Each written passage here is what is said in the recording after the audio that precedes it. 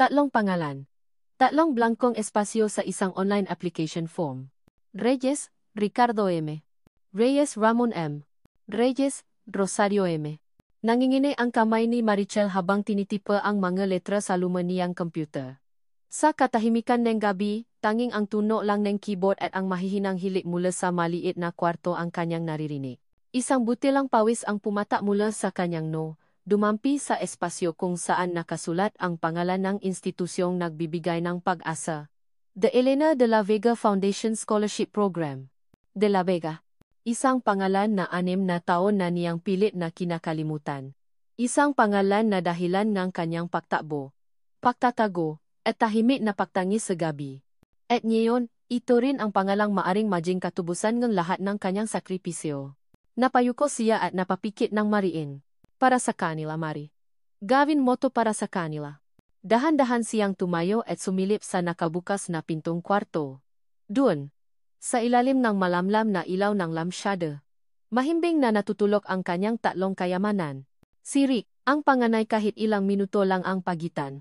Nakayakap sa kanyang luma at punit-punit na unan. Simon, ang pinakamalikot, ay nakabaluktot na parang bola.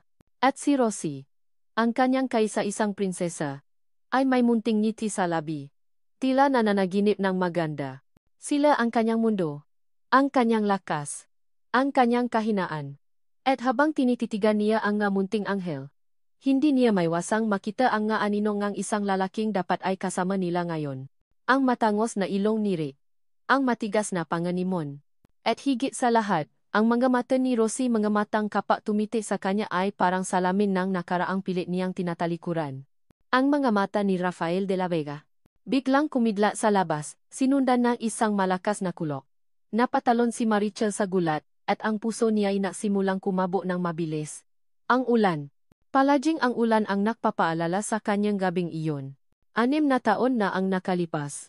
Hindi siya si Marichel Reyes noon. Siya si Monique. Isang simpleng yaya na ipinasok ng isang ahensya sa isang marangyang penthouse unit sa Bonifacio Global City. Hindi niya alam kung sino ang amo niya. Ang tanging bilin sa kanya ay alagaan ang unit at asikasuhin ang kung anumang kailanganin ng may-ari nito. At isang gabing bumubuhos din ang malakas na ulan, dumating ito. Si Rafael de la Vega, basang-basa, amoy alak, at may pait sa mga mata na hindi pa niya nakikita kaninuman. Hindi ito ang makapangyarihang CEO na nakikita niya sa mga magazine. Isa itong lalaking wasa ang puso, paulit-ulit na ibinubulong ang pangalan ng isang babae, Victoria. Lahat sila. Para lang ang habol. Narinig niyang sabi ni Rafael habang nakaupo sa sahig, yakap ang isang botangang mahaling alak. She never loved me, Monique. She loved my name. My company. Hindi alam ni Maricel kung anong pumasok sa isip niya. Sa halip na iwan ito, naupo siya sa dikalayuan. Hindi siya nagsalita. Nakiramdam lang. Marahil ay dahil sa lungkot sa mga mata nito, o sa sarili niyang ngapasanin sa buhay, naramdaman niya ang isang kakaibang koneksyon sa lalaking iyon. Sa gitna ang kanyang kalasingan, tumingin ito sa kanya. Hindi isang tingin ang isang amo sa katulong, kundi isang tingin ang isang taong nangangailangan ang karamay. Bakit ka nandiyan? Tanong nito. Garalgal ang boses. Nandito po ako para siguraduhing okay lang kayo, sir, mahina niyang sagot. Isang mapait na ngiti ang gumuhit sa mga labi ni Rafael. Walang okay sa gabing ito. Hindi na niya maalala kung paano nagsimula ang lahat. Ang naalala lang niya ay ang papunas niya sa mga luhang hindi namamalayan ni Rafael na tumutulo pala. Ang paalo niya sa isang kaluluwang sugatan. Ang isang yakap na nawi sa isang halik na puno ng pananasa, lungkot, at desperasyon. Sa gabing iyon, sa gitna ng malakas na bagyo sa labas at sa loob ng kanilang nga puso, 2 taong estranghero ang naging isa. Siya si Monique, ang yayang walang muha. At ito si Rafael, ang lalaking nawalan ng tiwala sa mundo. Isang pagkakamali. Iyon ang sabi niya sa sarili kinaumagahan. Isang kahinaan na hindi na dapat maulit. Ngunit makalipas ang isang buwan, isang mas malaking takot ang gumulantang sa kanya. 2 pink na linya. Kasabay ngang pagyaning ang kanyang mundo dahil sa balitang nadadalang tao siya ay ang paguhong ang pundasyon ng kanyang pamilya. Isang umaga, bumungat sa kanya sa lahat ng pahayagan at balita sa telebisyon ang mukha ng kanyang ama. Si Congressman Reyes, isang iginagalang na politiko, ay sangkot sa isang dambuhalang kaso ng korupsyon. Ang pangalan nila ay dinungisan. Ang kanilang pamilya ay sinumpang ang buong bayan. Doon niya naintindihan. Hindi pwedeng malaman ni Rafael ang tungkol sa kanya, lalo na ang tungkol sa dinadala niya. Kakatapos lang nitong malokong isang babaeng mukhang pre. Ano na lang ang isipin nito kung malaman nitong ang yaya niya ay anak pala ng isang magnanakaw? Na nabunga ang kanilang isang gabing pagkakamali? Itataboy siya nito. Huhusgahan. At baka isipin pa nitong isa lang siyang malaking bitat. Kaya tumakas siya. Nang walang paalam, naglaho siyang parang bula. Iniwan niya ang pagiging Monique at bumalik sa pagiging Maricel Reyes, isang pangalang pilit niyang itinago sa kahihiyan. Dinala niya ang kanyang lihim sa isang maliit na apartment sa Quezon City, at doon, maisa niyang isinilang hindi lang isa, kundi 3 malulusok na sanggo. Ang kanyang nga anak, ang maanak ni Rafael. Bumalik si Marichel sa kasalukuyan, ang puso'y tila pinipiga. 6 na taon nim pagtatrabaho sa kung saan saang raket, paglalabada, pagtitinda ng kakanin, pagiging kasambahay para lang mapakain at mapag-aral ang kanyang ga-anak. Ngayon, kailangan na nilang pumasok sa elementarya. At wala siyang sapat na pera. Ang scholarship na ito na ang huling barahan niya. Ang pinakamapanganib, ngunit ang tanging paasa. Muli siyang naupo sa harap ng computer. Ang kasa ay kumukurap pa rin sa dulong pangalan ni Rosie, tila natatanong. Itutuloy mo ba? Napatingin siya sa logo and De La Vega Holdings sa itaas ng form. Isang agila na may nakabukas na pakpak. Simbolo and kapangyarihan. Ng kayamanan. Na mundong pilit niyang tinalikuran. Ang pagpindot sa submit button ay parang pagbukas ng pinto para sa agilang iyon na muling makapasok sa kanyang buhay.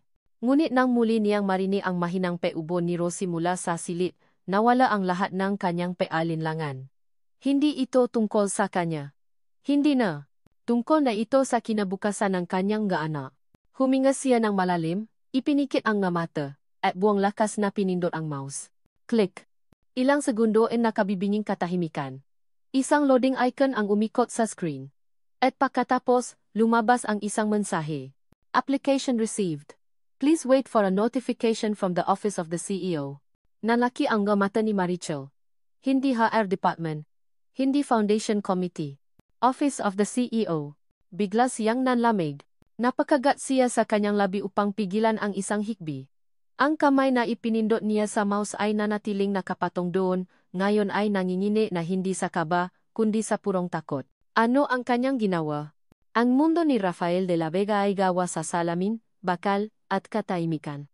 Mula sa kanyang opisina sa pinakatutok na De La Vega Tower, ang buong Makati ay parang isang maliit na laruan sa ilalim ng kanyang nga paa. Walang papel na nakakalat sa kanyang malawak na mesa. Ang hangin ay malamig at may amoy ng mamahaling leather at kape. Lahat ay nasa ayos. Lahat ay kontrolado. The projections are unacceptable. Malamig niyang sabi. Hindi inaalis ang tingin sa mga numerong nasa higanteng screen sa kanyang harapan. The risk-to-reward ratio is abysmal. This is a waste of my time. Sa kabilang dulo ng mesa, namutla ang 2 project manager. Nanginginig ang kanilang nga kamay habang inaayos ang kanilang nga folder. Sa tabi ni Rafael, isang babae lang ang hindi natina. Si Victoria Montenegro. Maganda, matalino, at balot sa kumpiyansa. Inayos niya ang kanyang mamahaling bestida at marahang ipinatong ang kanyang kamay sa braso ni Rafael. Rafa, darling, perhaps they just need a bit more guidance. Masyado kang istrikto. Ang kanyang boses ay malambing, ngunit may kalkuladong kapangyarihan sa likod nito. Walang emosyong inalis ni Rafael ang kanyang kamay. This is a boardroom, Victoria, not a charity. I expect results, not excuses. Isang munting ngiti ang sumilay sa labi ni Victoria, hindi natina sa patanggi ng lalaki. Sanay na siya. Of course, kaya nga bagay tayo, bulong niya, sapat lang para marinig ni Rafael. Muli niyang binalingan ang manager. You're dismissed. Revise the proposal. Double-check your data. Don't come back until it's perfect. Agad na tumalima ang dalawa, mabilis na lumabas ng silit na parang nakatakas sa isang panganib. Nang sila na lang ang naiwan, lalong lumapit si Victoria kay Rafael. It's been years, Rafa. You've built this empire. Isn't it time to stabilize? To build a home again. Ang kanyang nga daliri ay muling gumapang sa manggas ng kuwat ni Rafael. Isang pamilyar na pakainis ang gumapang sa dibdib ni Rafael. Ang sugat na iniwan ni Victoria 6 na taon na ang nakalipas ay nahilom na. Ngunit naiwan ito ang isang peklat, isang permanenteng paalala na ang tiwala ay isang kahinaan. Bumalik ito sa buhay niya bilang isang business partner. Ngunit alam niyang may mas malalim itong motibo. My business is stable. That's all that matters, sagot niya. Tumatayo at lumalayo para kumuha ng tubig. Isang katok sa pinto ang pumutol sa kanilang tensyonadong katahimikan. Pumasok ang kanyang executive assistant na si Anna, may bahid ng paalala sa mukha. Sir, I'm sorry to interrupt. May magabisita po kayo. Kumunot ang ni Rafael. My schedule is clear. Sino sila? Sila po yung aplikante para sa Elena de la Vega Foundation. 3 bata po at ang kanilang guardian. For the final interview daw po. Lalong sumama ang timpla ni Rafael. Ang pundasyon ay ipinangalan niya sa kanyang yumaong ina, isang babaeng isang itinaguyod siya sa kahirapan. Ito ang nag-isang bagay sa buhay niya na may personal na kahulugan at ayaw niya itong mahaluan ng gulo ang kanyang korporasyon. Anna, the foundation has its own office. Bakit sila nandito? They were specifically instructed to come here, sir. Sa office of the CEO daw po, sagot ni Anna, halatang naguguluhan din. Bumuntong hininga si Rafael. Ang kanyang pasensya ay naubos na. Fine. Papasukin mo na. Natigil siya sa pasasalita nang mapatingin siya sa security monitor sa gilid ng kanyang mesa. Ipinapakita nito ang live feed mula sa waiting area sa labas ng kanyang opisina. Nakaupo sa isang mahabang sofa ang isang babae, nakayuko at halatang ninenerbiyos. At sa tabi nito, 3 bata. 2 lalaki, 1 babae. Makakamukha. Halatang kambal. Hindi iyon ang nakapapatigil sa kanya. May kung anong pamilya sa mga bata. Ikiniling niya ang kanyang ulo, pinanlitan ang mga mata. Ang paraan ng pagkakaupo ng isang batang lalaki, ang tindi nito kahit nakatalikod. Ang paggalaw ng isa pa. Anna, zoom in on the children. Utos niya. Ang boses ay biglang naging seryoso. Sa screen, lumaki ang imahe na 3 bata. At sa sandaling iyon, ang malamig at kontroladong mundo ni Rafael de la Vega ay nagsimulang gumuho. Ang batang babae ay tumingin sa direksyon ng kamera. At nakita niya ito. Ang kanyang mata. Ang hugis. Ang paraan ng pakurap. Sa tabi nito, ang isang batang lalaki ay numuso at nakita ni Rafael ang sarili niyang ang pamilya na linya ng kanyang labi kapag siya ay nainis. Impossible. Napaatras siya ng isang hakbang. Napatingin siya sa salamin ng bintana sa kanyang likuran, sa sarili niyang refleksyon. At pagkatapos ay ibinalik niya ang tingin sa monitor. Ang anino. Ang batang iyon ay mga munting anino niya. Rafa, are you okay? Tanong ni Victoria, na ngayon ay nakatayo na rin at nakatingin sa monitor. Ang cute naman ng bata. Kamukha mo, no? Pabiro niyang sabi. Ngunit hindi na naririnig ni Rafael ang sinasabi niya. Ang tibok ng kanyang puso ay dumadagundong sa kanyang tainga. Ang lahat ng hangin ay tila hinigop palabas ng silid. Paano? Sino ang babaeng kasama nila? Isang manloloko? Isang napakakomplikadong scam? Ang alaalain panloloko ni Victoria ay bumalik na may kasamang bagong lason. Sir? Muling tanong ni Anna mula sa pinto. Naghihintay ng utos. Should I let them in? Hindi sumagot si Rafael. Ang kanyang mata ay nakapako sa babaeng nakayuko, ang babaeng nadala ng 3 buhay na tanong sa mismong tarangkahan ng kanyang imperyo. Ang galit, pagtataka, at isang damdaming hindi niya mapangalanan ay nagumpugan sa loob niya. Sa wakas, pagkatapos ng tila isang kawalang hanggan, gumalaw siya. Kinuha niya ang intercom sa kanyang mesa. Ang kanyang boses, nang lumabas ito, ay hindi na lamang malami. Ito ay mapanganib. Anna, sabi niya, bawat salita ay mabigat at may diin. Huwag silang papasukin. Sabihin mo sa guardian. Gusto ko siyang makausap. Huminga siya ng malalim. Mag-isa. Ngayon din. Sir Rafael wants to see you. Alone. Ang masalitang sekretaryang si Anna ay parang malalami na patalim na tumusok sa puso ni Marichel. Ang munting pag-asa na naramdaman niya kanina ay biglang naglaho, napalitan ng pamilya na kilabot na matagal na niyang kasama. Bakit? Bakit ang CEO? Bakit mag-isa? Nilingon niya ang kanyang tatlong anak na naiwan sa sofa, masayang naglalaro sa mga laruang ibinigay ni Anna, walang kamalay-malay sa panganib na paparating. Lumuhod siya sa harap nila. Rick, Mon, Rosie. Dito lang kayo, ha? Babalikan kayo ni Mama. Be good, pabulong niyang sabi, pilit na pinipigilan ang pangingini ng kanyang boses. Opo, Mama, sabay-sabay nilang sagot. Sa huling pagkakataon, hinaplos niya ang kanilang mga pisngi bago tumayo at sumunod kay Anna. Ang bawat hakbang sa mahabang pasilyo ay parang isang paglalakbay patungo sa bitayan. Ang sahit na gawa sa marmol ay napakakintap. Sumasalamin sa kanyang luma at gastadong sapatos isang malinaw na paalala kung gaano siya hindi nababagay sa lugar na ito. Ang hangin ay malamig, at ang katahimikan ay nakakabingi. Huminto sila sa harap ng isang dambuhalang pinto na gawa sa maitim na kahoy. Mas matangkat pa ito sa kanya ng 2 beses. Kumatok si Anna ng 3 beses bago ito dahan-dahang binuksan. Sir, she's here, anunsyo ni Anna. Pumasok si Marichel sa loob, at ang pinto ay marahang sumarado sa kanyang likuran. Ang tunog niyon ay parang isang sentensya.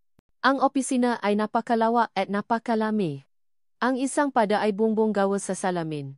Nagpapakita ngang nakalululang tanawin ng siyudad sa ibaba.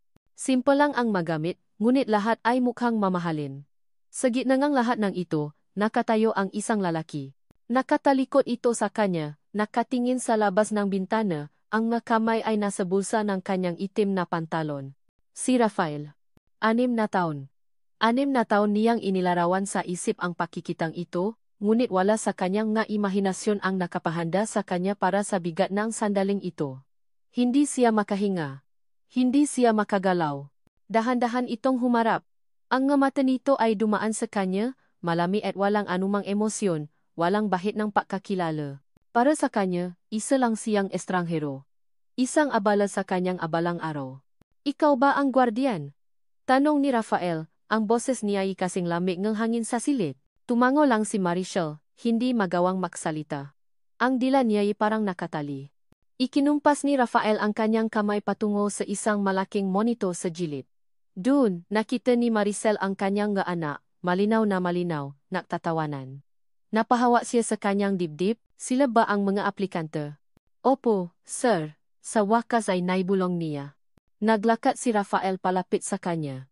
Ang bawat hakbang nito ay mabigat, may awtoridad.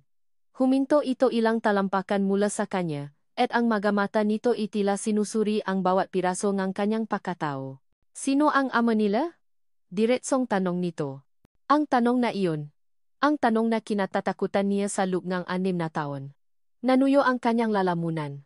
Huwag kang bibigay, Mari. Para sa mga anak mo, wala na po. Sir, pagsisinungaling niya, ang nga mata ay nakatutok sa sahig. Matagal na po niya kaming iniwan. Isang katahimikan.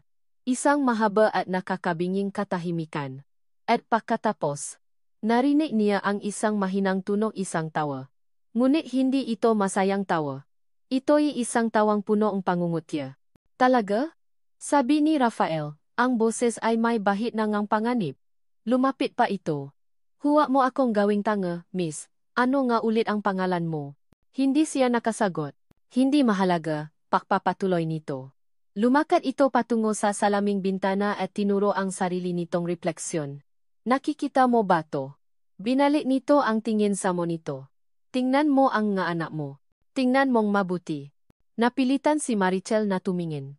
Ang kanyang nga mata ay lumipat mula sa mukha ni Rafael sa salamin patungo sa mamukha ng kanyang nga anak sa screen. Ang panga, ang nga mata, ang buho, ang katotohanan ay nakahain sa kanilang harapan, isang sumisigaw na ebidensya na hindi niya kayang itago. Huwag mo akong lokohin, sabi ni Rafael, ang boses ay mababa at puno ng galit na pinipigilan. Hindi ako ipinanganak kahapon. Marami na akong nakilalang manloloko sa buhay ko. At lahat sila, may isang pagkakatulad. Hindi sila marunong maksinungaling ng diretso sa mata ko. Tumingin ito ng diretso sa kanya, at sa pagkakataong iyon. Sa ilalim ng matinding titi nito, tila may nagbago sa mukha ni Rafael. Isang kislap ng pagdududa, ng pamilya na pakiramdam. Ikiniling nito ang ulo, tila may inaalalang isang malayong alaala. Sino ka? Tanong nito, mas mariin ngayon. At bakit? Bakit kamuhang-kamuha ko ang maanak mo? Bumukas ang bibig ni Marichel. Ngunit walang salitang lumabas. Ang maluha ay nagsimula ng mamo sa kanyang mamata. Ito na ang katapusan. Ngunit bago pa man siya makasagot, bumukas ang pinto ng opisina ng walang katok. Isang babaeng matangkad at elegante ang pumasok na tila pag-aari niya ang lugar. Ang mamahalin nitong pabango ay agad na pumuno sa hangin. Si Victoria Montenegro. Rafa, darling, kanina pa kita hinihintay sa natigil ito nang makita si Marichel, na nakatayong tila isang kriminal na nahuli sa akto. Ang mata ni Victoria ay maalam. Mabilis itong napalipat-lipat ng tingin mula sa naguguluhang mukha ni Rafael, sa umiyak na mukha ni Marichel, at sa wakas, sa security monitor kung saan malinaw na nakikita ang tatlong bata. Isang sandali ang katahimikan. At pagkatapos, isang munting ngiti, isang ngiting matalas at puno ng kalkulasyon ang dahan-dahang gumuhit sa mga labi ni Victoria. Rafa, ulit niya. Ang boses ay malambing ngunit may bagong talim. Who is this? Ang tanong ni Victoria ay parang isang palaso na tumama sa gitna ng silid, napabigat lalo sa hangin na halos hindi na malanghap ni Maricel. Ang mata ng babae ay nakatitik sa kanya, mapanuri at may halong panunuya, na parang isa siyang insektong dapat durugin. Napaatras si Marichel. Ang presensya ni Victoria ang babaeng dahilan ng pagkasugat ng puso ni Rafael noon ay ang huling bagay na kailangan niya sa sandaling ito. Pakiramdam niya ay nasukol siya, walang matatakbuhan. She was just leaving, malamig na sabi ni Rafael, ang mata ay hindi inaalis kay Marichel. Ang galit sa kanyang mukha ay mas lalo pang tumindi. Ang pagdating ni Victoria ay parang pabuhos ang gasolina sa apoy na nagsisimula pa lang. Oh, really? Sagot ni Victoria, dahan-dahang naglalakad palapit sa monitor. Tinitigan niya ang nga mukha ni Rick, Mon, at Rosie. Sayang naman. They're adorable. Lalo na itong batang lalaki. He has your jawline, Rafa. And this little girl. She has your eyes. Bawat salita ni Victoria ay isang patalim na lalong bumaon sa dibdib ni Marichel. Alam niyang sinasadya ito ngang babae. Victoria, that's enough, maring sabi ni Rafael. Umalis ka na. Ako? Nakunwaring nasaktan si Victoria. Rafa, I'm just stating a fact. Hindi ba nakapagtataka? Isang babaeng bigla na lang sumulpot, may dalang tatlong bata na kamukhang-kamukha mo, at nag-apply pa sa pundasyon para sa nanay mo. It's almost poetic. Or perhaps, strategic. Sinabi ko nang umalis ka na. Sigaw ni Rafael, ang kanyang boses ay umalingaw-ngaw sa buong opisina. Pero huli na ang lahat. Ang masalita ni Victoria ay nagawa na ang kanilang trabaho. Ang lahat ng pagdududa, galit, at lumang sakit sa puso ni Rafael ay sumabo. Humarap siya kay Marichel. Ang mga matay nag-apoy. Is this your plan? Sigaw niya sa mukha ni Maricel. Ang bawat salita ay puno na lason. Ano to? Isang malaking palabas. Isang bitag. Nalaman mong may pundasyon ako para sa mga single mother kaya gumawa ka ang kwento. Ginamit mo ang nga bata para makapasok dito at makahingi ng pera. Hindi sir. Hindi totoo yan. Umiyak na sabi ni Maricel. Ang kanyang nga tuhod ay nanalambot na. Huwag mo akong tawaging. Lalo pang sigaw ni Rafael. Hinawakan niya ito sa braso, hindi mahigpit. Ngunit sapat na para maramdaman niya ang panginginig ng galit nito. 6 na taon. 6 na taon mo silang itinago sa akin, kung tutumang sa akin sila. At ngayon ka lang mapapakita. Ngayong kailangan mo ang pera. Ganyan ba talaga kayo? Katulad ka rin niya. Ang huling salita ay tila isinumpa, habang ang mga mata niya ay sumulyap kay Victoria. Sa wakas, bumigay si Maricel. Ang takot at pagod ay bumuhos sa kanya. Ako nga. Bulong niya, ang nga luhay malayang dumadaloy sa kanyang nga pisngi. Ako si Monique. Ako yung yaya mo nun. Natigilan si Rafael. Binisiwan niya ang braso ni Maricel na parang napaso. Ang kanyang mukha ay napakita ng isang emosyon na higit pa sa galit pakalito. Pakabigla. Monique? Si Victoria, natahimik na nanonood sa hilid, ay biglang tumawa ng malakas. Oh my God! This is better than a teleserye. The yaya? You had children with your yaya, Rafa? How? Common. Pero hindi na nakikinig si Rafael. Ang kanyang isip ay bumalik sa gabing iyon, ang gabing umulan, ang alak, ang sakit, at ang tahimik na babaeng nanatili sa kanyang tabi. Ang babaeng, nawala kinaumagahan. Kaya pala pamilyar ka. Bulong niya. Mas para sa sarili niya. Ang galit niya ay napalitan ng isang mapait na pakiramdam ng pagtataksil. So this was your plan all along? Isang malaking kasinungalingan. Ang lapit mo lang pala. Nakmamanman. Naghihintay ng tamang tiempo. Itinuro niya ang pinto. Ang kanyang daliri nanginginig. Umalis ka na. Umalis ka na kasama ng anak mo at huwa na kayong magpapakita sa akin kailanman. Get out. Ang salitang iyon ay parang isang hato ng kamatayan. Gumuho ang mundo ni Marichel. Tapos na ang lahat. Tinalikuran niya si Rafael, ang kanyang balikat ay nanginginig sa pag-iya. Hahabang nasana siya paalis nang biglang may isang bagay na pumukaw sa atensyon ni Rafael. Ang kanyang daliring nakaturo sa pinto ay napantay sa isang malaking oil painting sa pader. Ang larawan ng kanyang ina. Si Elena de la Vega, noong kabataan nito. Nakaupo sa isang silyang yari sa yanto, may hawak na libro, at may isang pagod ngunit determinadong ngiti sa kanyang malabi. Sa likod na matang iyon ay ang kwento ng isang babaeng ibinigay ang lahat para sa kanyang naiisang anak. Isang single mother na nilabanan ang lahat ng pagsubok para lang mabigyan siya ng magandang kinabukasan. Ang dahilan kung bakit niya itinayo ang pundasyong ito. Biglang natigilan si Rafael. Ang kanyang galit ay hindi nawala, ngunit may ibang emosyon na dahan-dahang umibabaw, isang alaala, isang biglang realisasyon.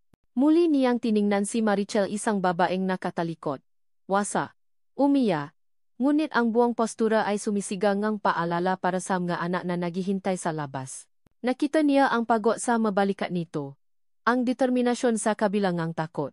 Sa isang iglap, hindi na si Marichel ang nakikita niya. Nakikita niya ang anino ng kanyang ina. Nakikita niya ang sakripisyo. Nakikita niya ang parehong desperadong pagmamahal na bumuhay sa kanya. Paano kung hindi ito isang bita? Paano kung totoo ang lahat? Ibinaba niya ang kanyang kamay. Ang kanyang pahinga ay bumagal. Si Victoria, na nakaramdam sa pagbabago ngangin, ay agad na lumapit. Rafa, don't tell me you're actually considering this absurdity. Hindi pinansin ni Rafael si Victoria. Ang kanyang mamata ay nakapako kay Marichel. Ang isip niya ay nagtatalo. Ang puso niya ay naguguluhan. Huminga siya ng malalim, ang kanyang desisyon ay nabuo sa gitna ng kaguluhan. Hindi pa tayo tapos, sabi niya. Ang kanyang boses ay wala ng sigaw, ngunit mas may bigat at kapangyarihan kaysa kanina. Mas malamig. Mas mapanganib. Lumingon si Marichel, ang mukha'y basang-basa ng luha. Hindi kayo alis, papapatuloy ni Rafael, ang kanyang mata ay parang yelo. Mananatili ang bata. Sila ay de la Vega. Makakaroon ng DNA test. Tumingin siya kay Marichel na parabang isa itong bagay na kailangan niyang kontrolin.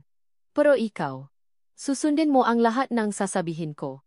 Walang tanong-tanong. Walang reklamo. Mula ngayon, sa ayaw at sa gusto mo, ako na ang masusunod. Ang bagong buhay ni Maricel ay isang hawlang gawa sa ginto. Sa isang iglap, nawala ang maliit at masikip niyang apartment sa Quezon City. Napalitan ito ng isang maluwag at modernong condominium unit sa isang mamahaling gusali, ilang blok lang ang layo mula sa De La Vega Tower. Ang lumang damit ng mga bata ay napalitan ng magabagong kasuotan mula sa masikat na brand. Ang kanilang laruan ay hindi na mabilang. Mayroon na rin silang sariling yaya at tutor. Nakuha ng kanyang maana ang lahat ng bagay na hindi niya kayang ibigay. Ngunit sa bawat ngiti at tawa ni Rick, Mon, at Rosie, isang piraso ng puso ni Maricel ang namamatay. Dahil sa bawat karangyaan, may katumbas na kabayaran. Si Rafael ang nagbigay ng lahat. Ngunit kinuha naman nito ang kanyang kalayaan. Bawal siyang umalis ng unit nang walang paalam. Ang bawat galaw niya ay tila may nakabantay. Ang pakikitungo sa kanya ni Rafael ay mas masahol pa sa isang estranghero. Isa siyang multo sa loob ng sarili niyang bagong buhay. Nag-usap lang sila kapag kinakailangan. At laging tungkol sa mga bata. Pumirma ka rito, sabi ni Rafael isang umaga, inilapa ang isang folder sa lamesa habang nag-almusal sila. Hindi ito tumitingin sa kanya, ang atensyon ay nasa kanyang cellphone. Consent form para sa enrollment nila sa international school. Pero, sir, simula ni Marichel, hindi ba masyadong mahal doon? Sa wakas ay nag-angat ito ng tingin, at ang lami sa mga mata nito ay sapat na para palamigin ang buong silit. May sinabi ba akong tinatanong ko ang opinion mo? They are de la Vegas. They will receive the best. Just sign it. Iyon ang kanilang naging routine. Mga utos. Mga pirmahan. mga transaksyon. Para siyang isang empleyado, hindi isang ina na kasama sa pagpapalaki ng anak nila. Ngunit tiniis niya ang lahat para sa mga bata. Ang pinakamasakit na araw ay nang dumating ang isang nurse sa kanilang unit. Para saan po ito? Tanong ni Maricel. Habang inihahanda ng nurse ang magamit nito. Hiringgelya, bulak, alcohol. For the DNA test. Ma'am. Sagot ng nurse. Nasa sala si Rafael, nakatayo malapit sa bintana, tahimik na nanonood. Ang kanyang presensya ay parang isang hukom na naghihintay ng ebidensya. Isa-isang tinawa ng nurse ang mga bata. Si Rick ay matapang. Si Mon ay medyo umiyak. Si Rosie ay naktago sa likod ni Maricel. Mama, ayoko po. Masakit, umiyak na sabi ni Rosie. Lumuhod si Marichel at niyakap ang anak. Saglit lang to. Anak, para kang kinagat ng langgam. Be a brave girl for mama. Okay. Habang kinukuhanan ng dugo si Rosie, napatingin si Marichel kay Rafael. Ang mukha nito ay blanko, walang emosyon. Ngunit sa isang iglap, nakita niya itong napaluno, at ang mga kamao nito sa tagiliran ay humigpit. Ngunit ganon din kabilis, nawala ito. Napalitan ulit ng malamig na maskara. Ang proseso ay parang isang malaking sampal sa kanyang pagkatao. Isang tahimik na akusasyon na siya ay isang sinungaling hanggat hindi pa napapatunayan ng siyensya. Sa kabilang lahat, may mga sandaling hindi mapipigilan ng kahit anong galit o pagdududa. Mga sandaling ninanakaw ng tadhana. Isang gabi, hindi makatulo si Maricel kaya naktimpla siya ng gatas sa kusina. Pagdaan niya sa sala, natigilan siya. Nandun si Rafael, nakaupo sa sahi, at sa tabi niya ay si Mon na nakatulo na pala habang naglalaro. Tahimik na pinulo ni Rafael ang laruang sasakyan na nakakalat at inilagay sa kahon. Pagkatapos, maingat niyang binuhat si Mon. Sa ilalim ng malamlam na ila, nakita ni Maricel ang isang bagay sa mukha ni Rafael na ngayon niya lang ulit nakita mula noong gabing umulan kahinaan. Isang pislit ng pagmamahal. Isang munting paasa ang sumibol sa puso ni Maricel. Marahil, may paasa pa. Ngunit ang paasang iyon ay madaling dinurok. Isang hapon, habang nasa parke sila kasama ang bata, isang pamilya na boses ang tumawag sa kanya. Maricel. O dapat ko bang sabihin? Monique? Nilingon niya at nakita si Victoria, nakatayo sa ilalim ng isang puno, suot ang isang eleganteng puting bestida at malaking sunglasses. Agad na kinabahan si Maricel. Anong kailangan mo? Tanong niya. Hinila palapit sa kanya si Rosie. Wala naman. I just want to talk, sabi ni Victoria, tinanggal ang kanyang salamin. Ang nga mata niya ay matalas. Alam mo, na-curious ako sa iyo. Isang yaya na bigla na lang nakaanak sa isang bilyonaryo? It's a fascinating story. Kaya nag-research ako ng kaunti. Lumapit si Victoria at umupo sa bench sa tabi niya. Inilabas nito ang isang brown envelope mula sa kanyang mamahaling bag at ipinatong sa pagitan nila. Kilala mo ba si Congressman Reyes? Tanong ni Victoria, ang boses ay tila inosente. Nanigas si Maricel sa kanyang kinaupuan. Ang dugo sa kanyang katawan ay tila nagelo. Dahan-dahang binuksan ni Victoria ang envelope. Inilabas niya ang malumang newspaper clippings. Ang malitrato ng kanyang ama, nakapusas. Ang nga headline na sumisigaw ng salitang magnanakaw, korupsyon, eskandalo. At sa isang maliit na litrato ng kanilang pamilya, ang mukha niya noong dalaga pa siya ay may bilog na pula. Sa ilalim, nakasulat ang kanyang buong pangalan. Maricel Reyes. Nakakagulat, di ba? Papatuloy ni Victoria, isang demonyong ngiti ang gumuhit sa kanyang ngalabi. Ang babaeng nabigay ng tagapagmana sa isang De La Vega ay anak pa lang ng isa sa pinakamalaking kriminal sa kasaysayan ng bansa. Itiniklop ni Victoria ang mapapeles at ibinalik sa sobra. Ibinigay niya ito kay Maricel. Hawak kita sa leg. Maricel, alam ko ang sikreto mo. At sa tingin ko oras na para malaman din ni Rafael kung sino talaga ang babaeng pinatuloy niya sa kanyang buhay. Tumingin si Victoria sa mga batang masayang naglalaro sa dikalayuan. Imagine the scandal. De La Vega CEO, niloko ng anak ng magnanakaw. It will destroy him. It will destroy his company. It will destroy his mother's legacy. Tumayo si Victoria at inayos ang kanyang damit. Tumingin ito sa nanginginit na si Maricel. Layuan mo si Rafael at ang mabata. Bumalik ka sa pinanggalingan mong basura. O sisirain ko hindi lang ang buhay mo, kundi pati na rin ang buhay ng lalaking sinasabi mong mahal mo. Hindi na hinintay ni Victoria ang sagot ni Marichel. Ang kanyang banta ay hindi isang tanong, kundi isang deklarasyon ng digmaan. At kinabukasan, nagsimula ang pambobomba. Nagising si Rafael sa isang tawa sa telepono na yumani sa kanyang mundo. Sir, buksan niyo ang TV. Channel 7. Now! Sigaw ni Anna. Ang boses ay punong pani. Kinabahan si Rafael. Mabilis niyang kinuha ang remote at binuksan ang telebisyon sa kanyang kwarto. Ang bumungat sa kanya ay ang mukha ng isang kilalang news anchor.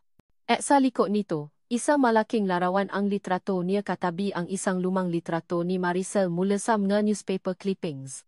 Breaking news, sabi ng anchor. Isang malaking eskandalo ang sumasalubong sa mundo ng pagnenegosyo.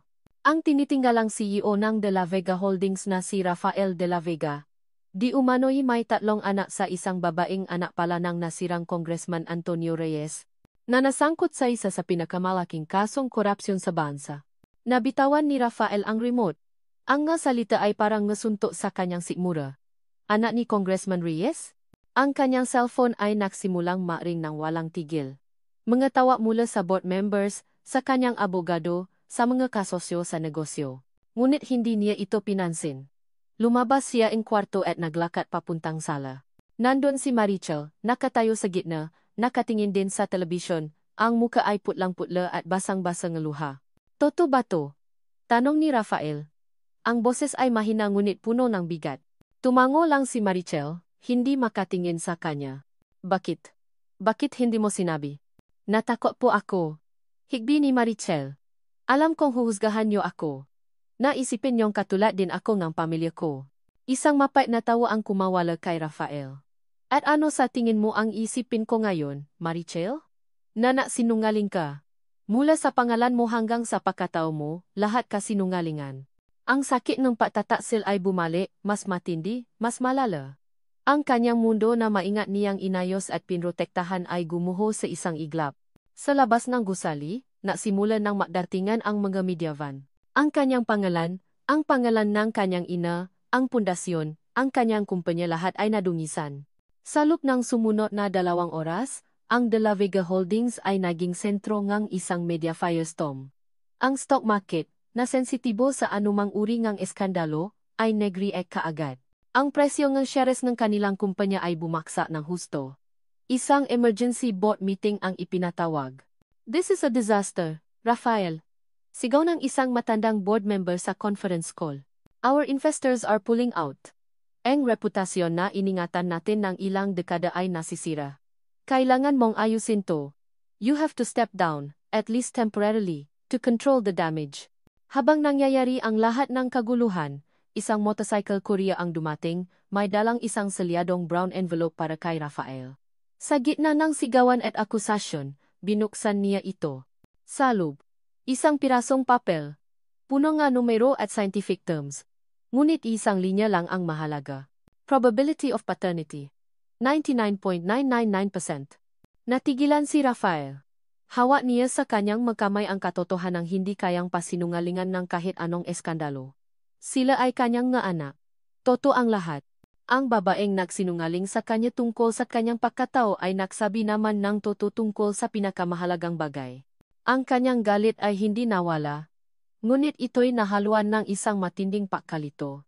Ano ang gagawin niya? Ang kanyang karera? Ang kanyang kumpanya? Ang legacy ng kanyang pamilya? O ang isang pamilyang ngayon lang niya nahanap? Nang gabing iyon, bumalik siya sa condominium unit na parang isang sundalong galing sa digmaan. Pagod. Wasa. Ang unit ay tahimik. Masyadong tahimik. Pumunta siya sa kwarto ng bata. Walang tao. Ang magkama ay mayos na. Ang mga laruan ay nakasalansan sa isang sulok. Isang malamig na kaba ang gumapang sa kanyang dibdib. Pumunta siya sa kwarto ni Marichel. Walang tao rin. Bukas ang aparador, at wala na ang karamihan sa madamit nito at ng mga bata. Sa ibabaw ng kama, may isang maliit na piraso ng papel. Ang sulat kamay ni Maricel, nanginginig at may mga patak ng luha. Rafael. Patawad. Patawad sa lahat ng kasinungalingan ko. Hindi ko sinasadyang saktan ka o sirain ang pangalan mo. Mahal na mahal ko ang anak natin, at dahil mahal ko sila, kailangan kong gawin ito. Para ito sa ikabubuti mo. Para sa kumpanya mo. Para sa alaalaing nanay mo. Hayaan mong kami na lang ang madusa, huwag ka nang madamay pa. Kalimutan mo na kami. Mabuhay ka nang mapayapa. Maricel.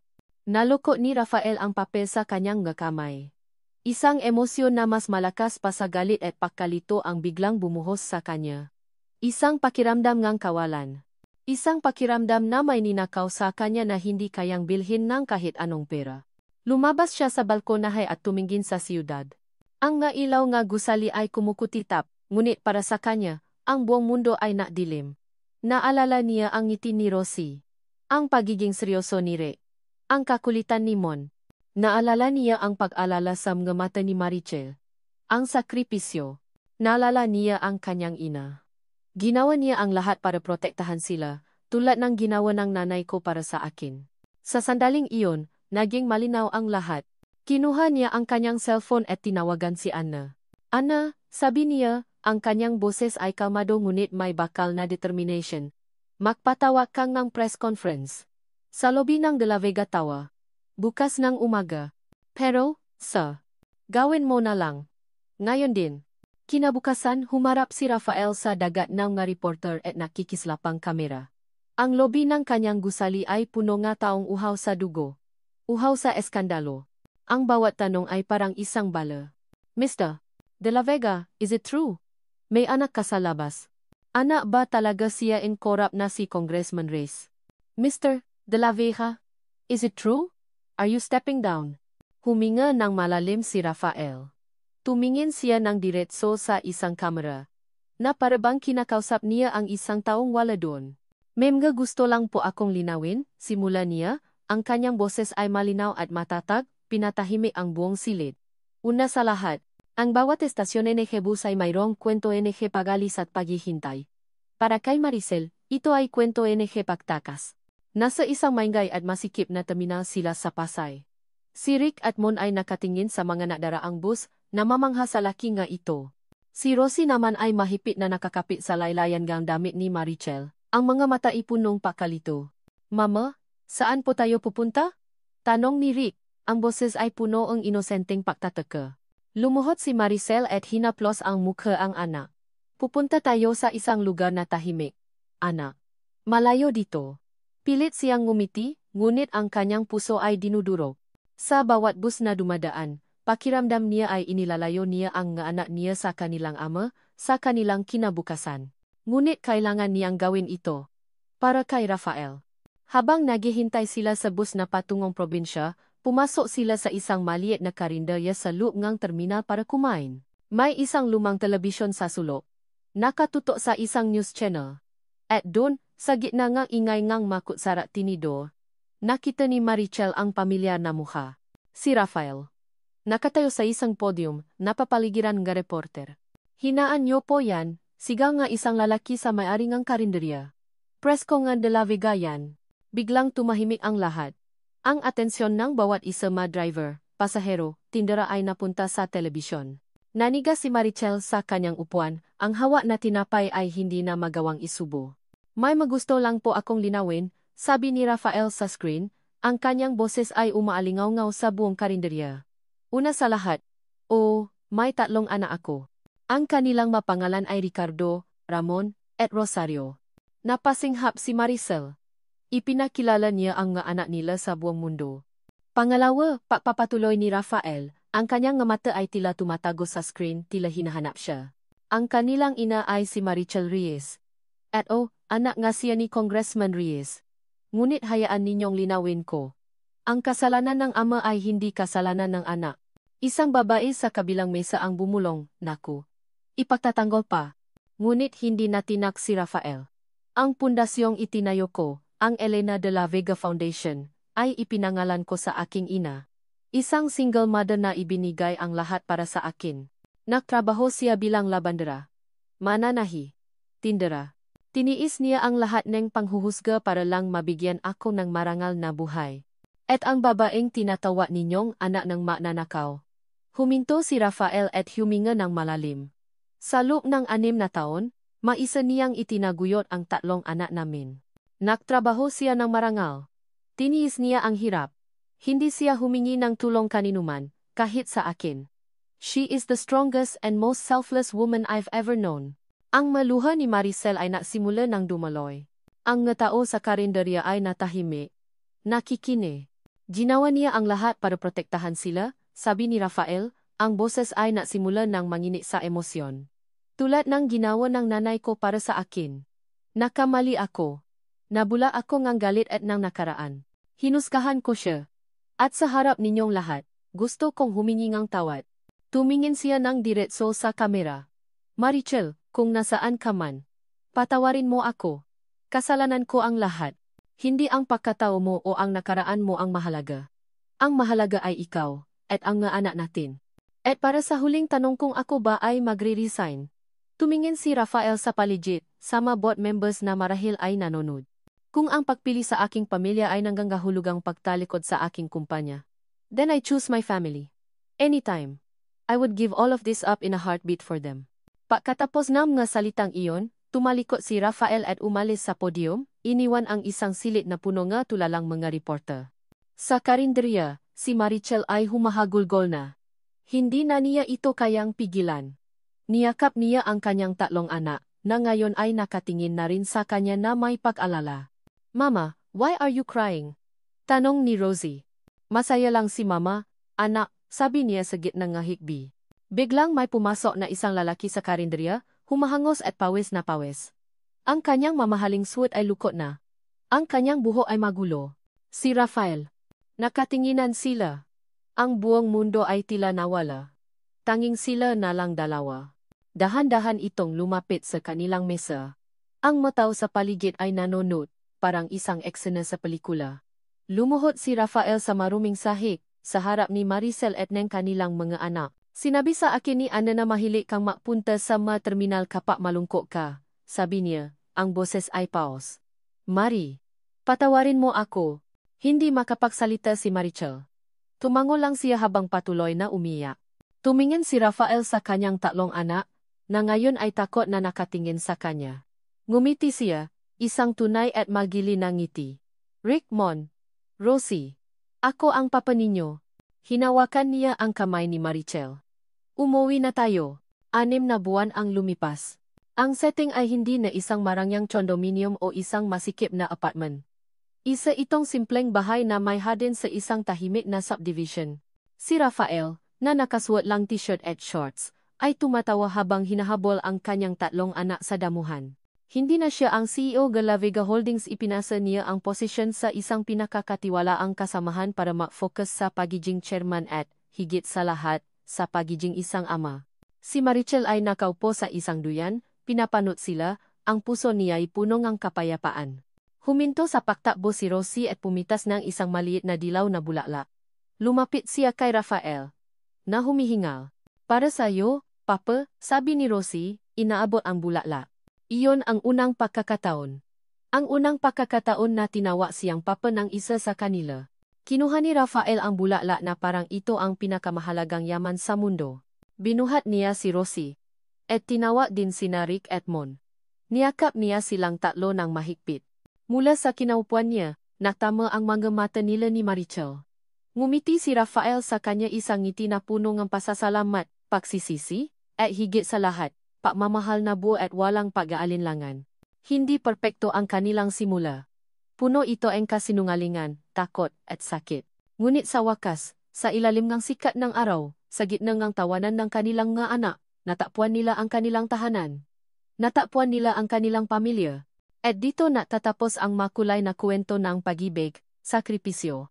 At pangalawang pagkakataon nina Rafael at Maricel, kasama ang kanilang tatlong yaman na sina Rick, Mon, at Rosie.